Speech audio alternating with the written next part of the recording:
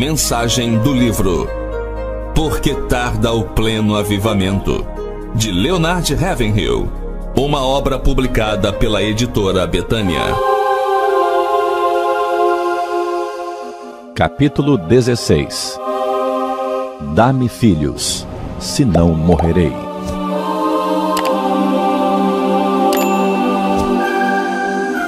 É imprescindível que tenhamos um avivamento, pois as portas do inferno estão escancaradas para esta geração depravada.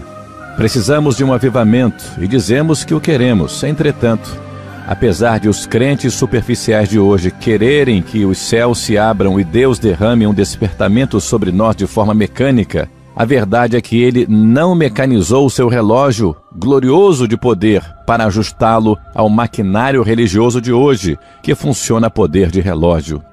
Recentemente ouvi um pastor comentar: gostaria que tivéssemos um avivamento como o que ocorreu nas Novas Hébridas. Mas, meu irmão, o avivamento não chegou ali apenas porque eles o queriam. É verdade que os céus se abriram e uma poderosa visitação do poder de Deus abalou aquelas ilhas, mas isso se deu porque homens comuns se dedicaram ao jejum e também à oração.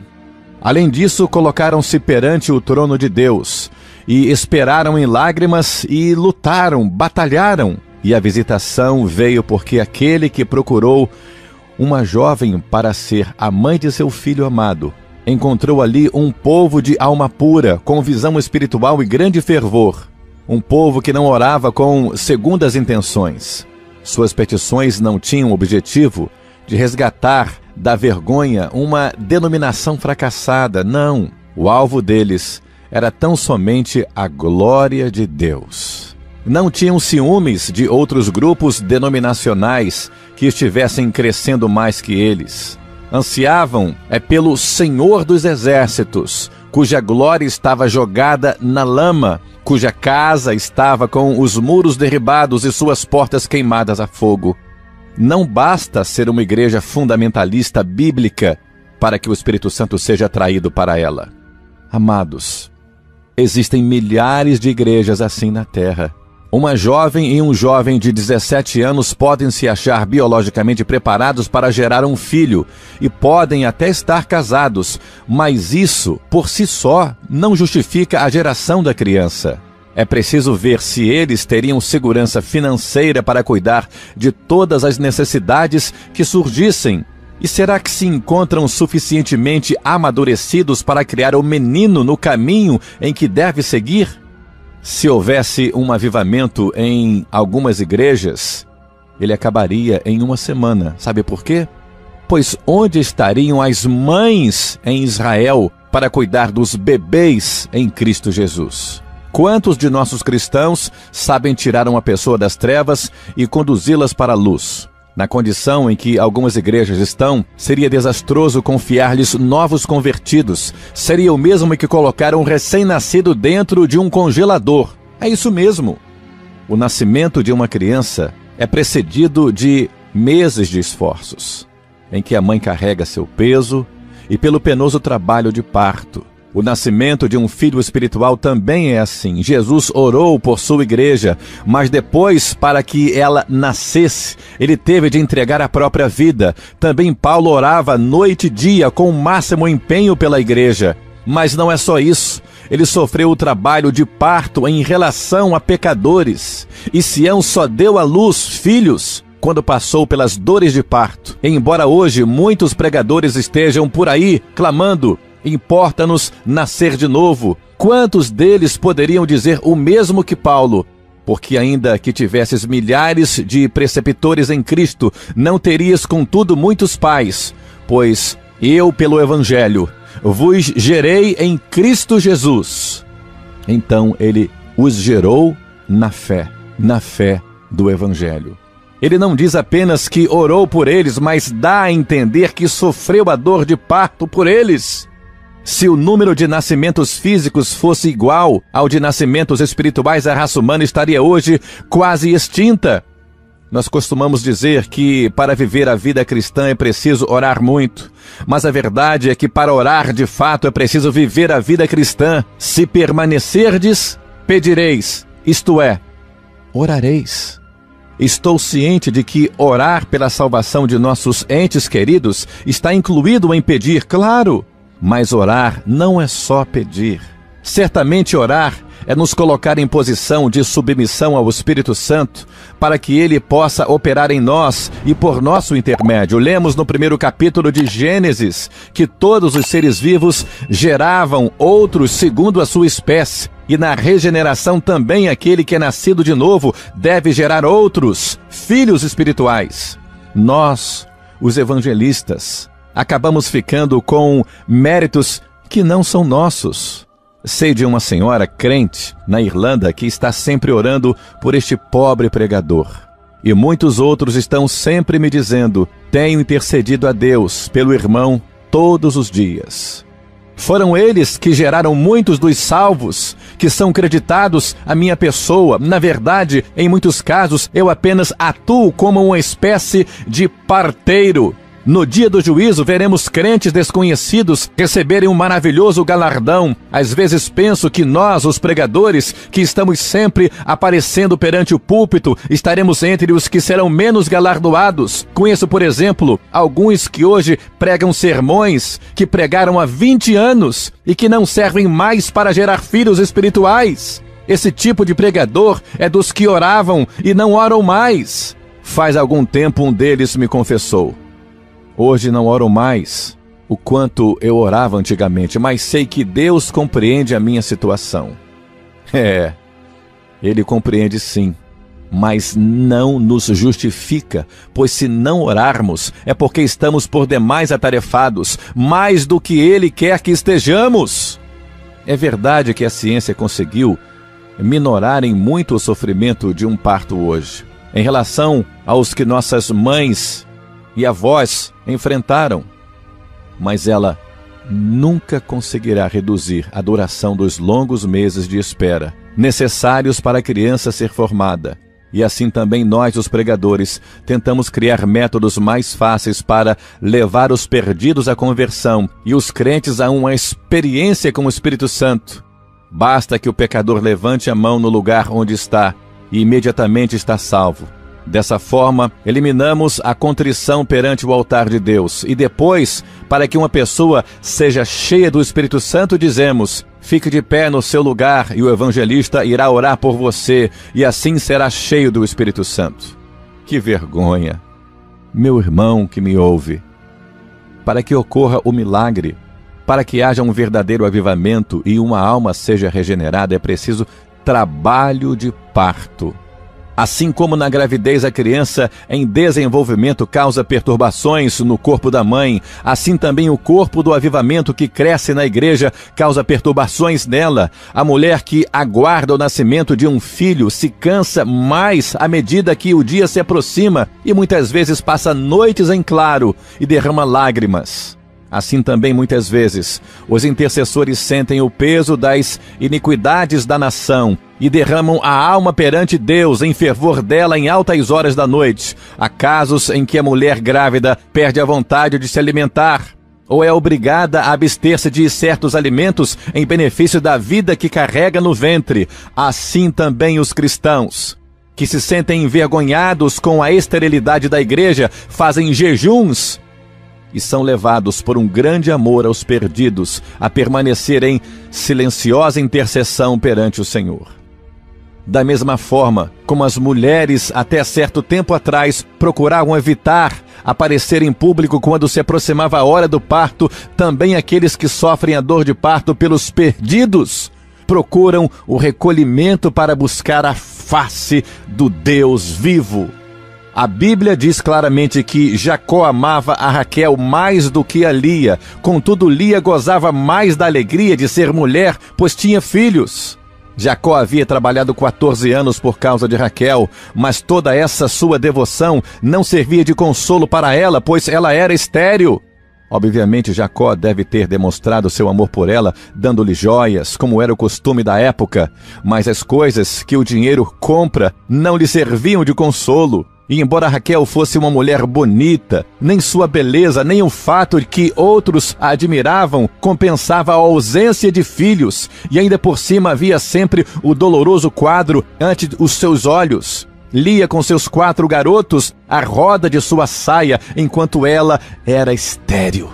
Era alvo da zombaria de todos. Eu posso imaginar essa mulher com os olhos vermelhos de chorar, mais brilhantes até que os da própria Lia, talvez com os cabelos desgrenhados, a voz rouca de pranto, procurando Jacó, frustrada por causa de sua esterilidade, sentindo-se humilhada e desrespeitada com a sua condição e gritando-lhe: dá-me filhos, senão eu vou morrer.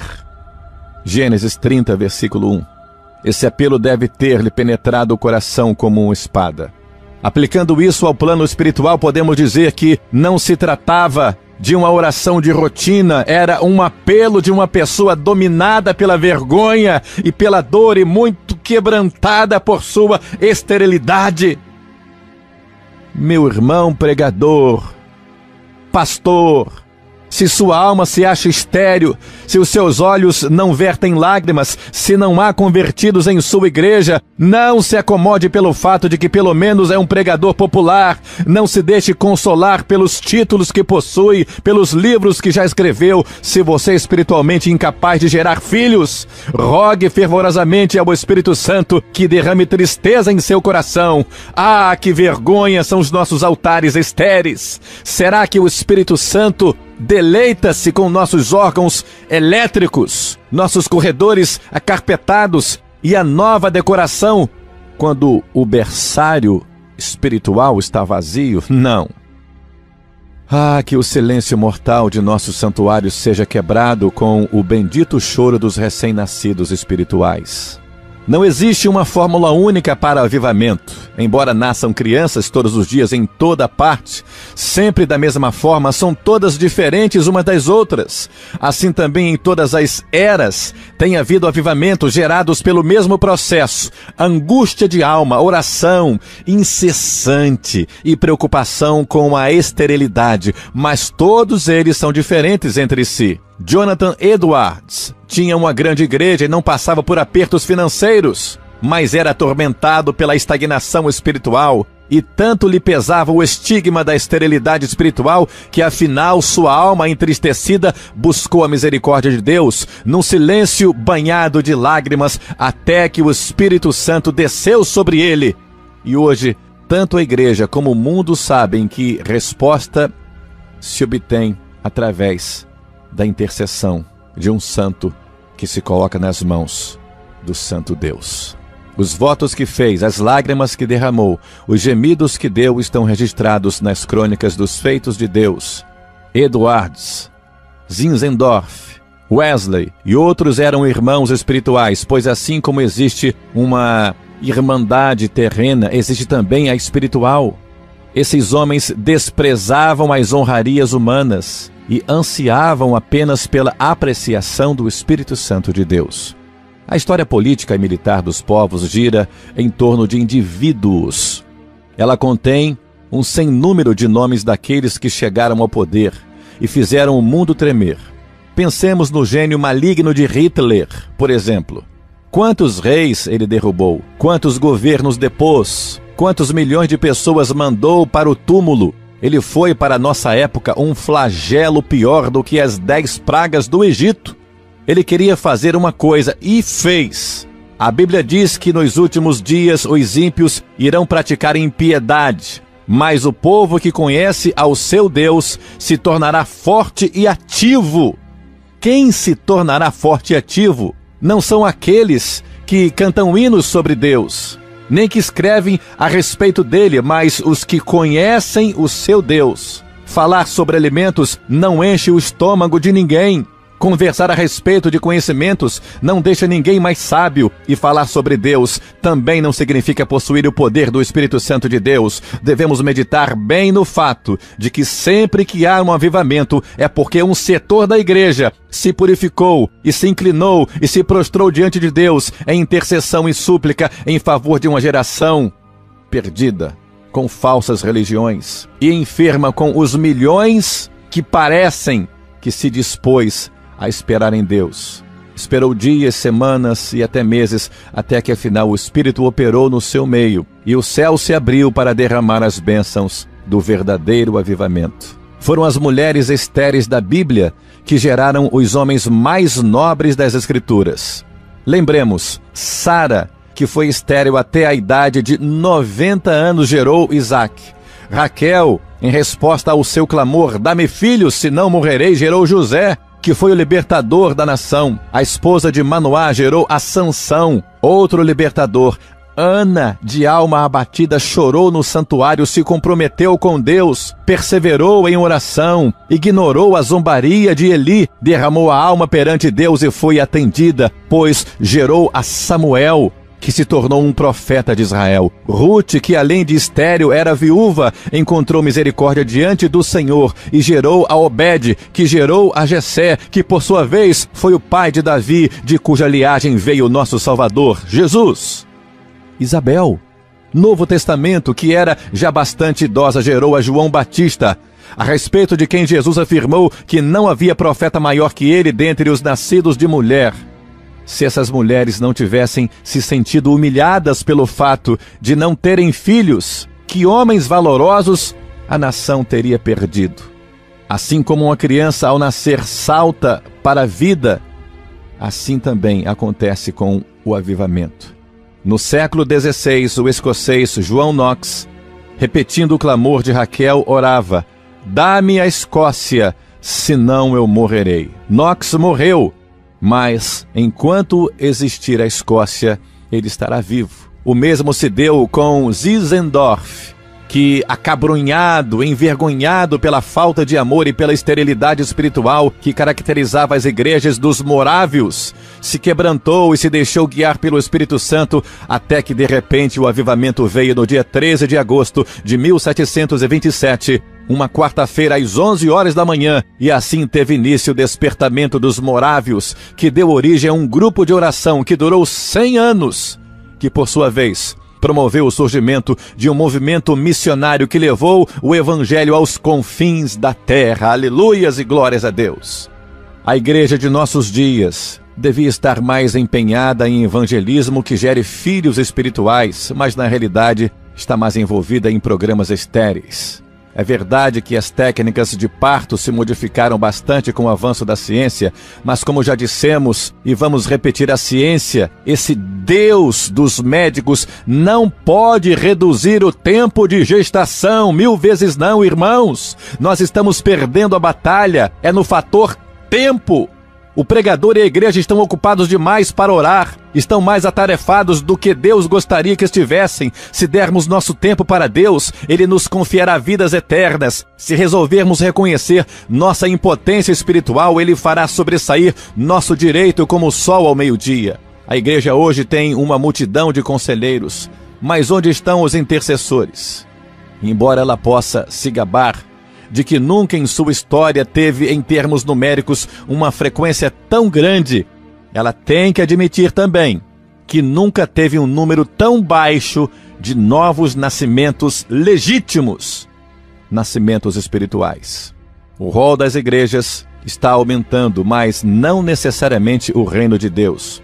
Conheço uma família cujos filhos são todos adotivos. Acho que muitos dos pregadores hoje estão adotando filhos mais que gerando.